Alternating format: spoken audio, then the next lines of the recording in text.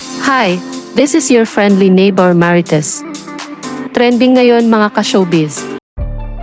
Sam Milby na-diagnose na may type 2 diabetes. Ibinahagi ni Sam ang nakakalungkot na balita sa kanyang Instagram page ngayong Lunes, June 24. Ayon kay Sam, I've always thought of myself as a healthy person. I don't have a sweet tooth, bihira din mag-junk food, pero last year I found out na may type 2 diabetes na ako. Quote. Binanggit ng aktor na wala namang ganitong sakit ang kanyang pamilya. Patuloy niya, my parents and grandparents never had it. I just wish I got checked up earlier nung pre-diabetes pa. May advice, don't ignore the symptoms. My main symptoms, always thirsty and urinating often.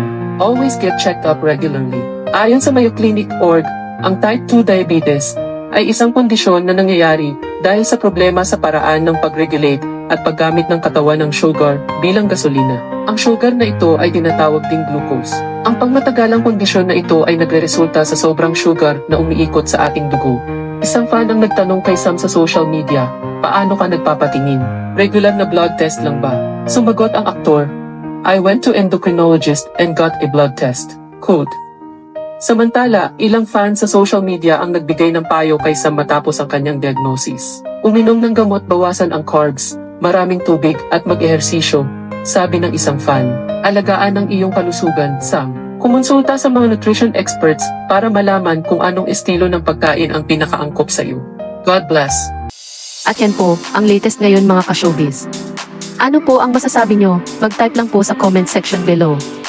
This is your kapitbahay Marites. Until next time, maraming salamat po.